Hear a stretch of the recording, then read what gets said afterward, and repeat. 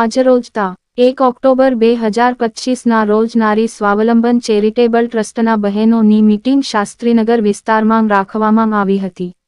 અગ્રણી ઉદ્યોગપતિ મોહનભાઈ મકવાણા તેમજ અશોકભાઈ ચાવડાના નિવાસસ્થાને આ મીટિંગમાં જેમાં કોર્પોરેટર હીરાબેન વિજુડા, ડોક્ટર પ્રવીણભાઈ વાઘ સાહેબ તેમજ ઇન્દુભાઈ સોલંકી તેમજ અર્ચનાબેન ચાવડા આવેલા બહેનો અંધશ્રદ્ધામુક્ત બને અને અશોક વિજયાદશમીથી વાકેફ થાય તે સમ્રાટ અશોકના હૃદય પરિવર્તન અને અખંડ ભારતના બુદ્ધમય માર્ગની માહિતી આપી।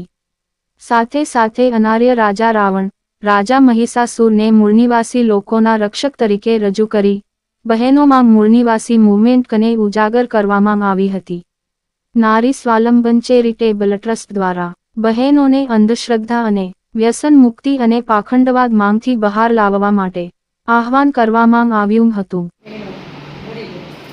ખાસ કરીને આપણે અહીંયા ઉપસ્થિત થયા છીએ, ખૂબ સરસ કાર્યક્રમ કરી રહ્યા છે। પહેલાં તો દિલીપભાઈને અને ભાઈ અશોકભાઈને ખૂબ ખૂબ અભિનંદન અને સપોર્ટ કરવાવાળા મોહનભાઈ મકવાણા સાહેબને પણ ખૂબ ખૂબ અભિનંદન કે સરસ આવો પ્રોજેક્ટ લાવ્યા છો। તો બહેનો પગભર થાય એના માટે ખાસ તો આપણે આ એક પ્રોજેક્ટ તૈયાર થયો છે અને આપણને મંજૂરી પણ મળી ગઈ છે।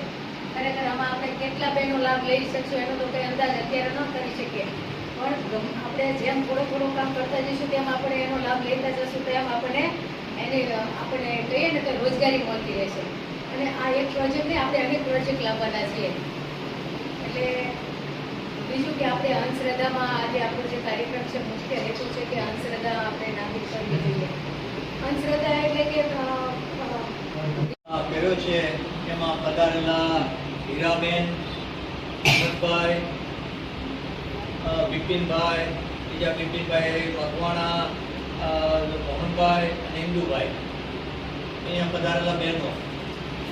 હવે આપનો જે પ્રયાસ છે બહુ સારો છે કે સૌ રોજગારી માટેની તક ઊભી થાય અને તમે લોકો થોડા કામમાં વ્યસ્ત રહો અને કાંઈ ઉત્પાદને થાય।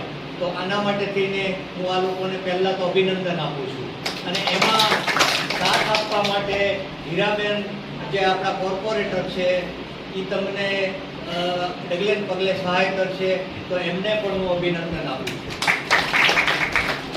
આજની તકે ખાલી હું થોડુંક જ કહીશ, જે અંધશ્રદ્ધા માટે બોલ્યા હતા, તો અંધશ્રદ્ધા એટલી બધી વણાઈ ગયેલી છે આપણા ભારતીય સમાજમાં, અને એમાંય જે લોકોનું ભણતર ઓછું હોય એમાં વધારે હોય, જે ભણી ગયા હોય તો એનામાં થોડીક અલગ વાંચન હોય, અલગ એનામાં વિચારોનું પરિવર્તન આવતું હોય, તો એનામાં એટલે આમાં કોઈને આઈડિયા કંઈ આવે કે આનો મતલબ શું થાય? નારી સ્વાવલંબન ચેરિટેબલ ટ્રસ્ટ મતલબ શું થાય?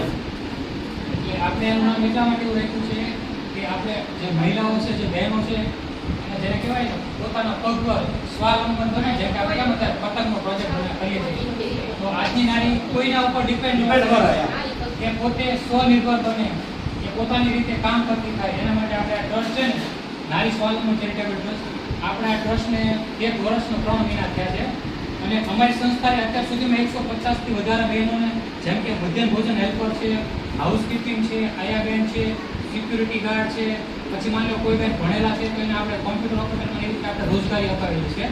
અને અમારી સંસ્થાના મુખ્ય શું કાર્યો છે, બરાબર, આ તમને એટલા માટે જણાવીએ છીએ કે માની લો કે તમારી આસપાસ કોઈ એવા બહેનો હોય ને તો એનો તમે અમારી સાથે સંપર્ક કરાવી શકો। હવે માની લો કે જેમ કે અત્યારે આપણે પતંગનો પ્રોજેક્ટ કરીએ છીએ, બરાબર, તો એ અમારી સંસ્થા થકી અશોકભાઈ થકી આપણને ગુજરાત સરકારનો આ કાર્યક્રમ છે પતંગ બનાવવા માટે।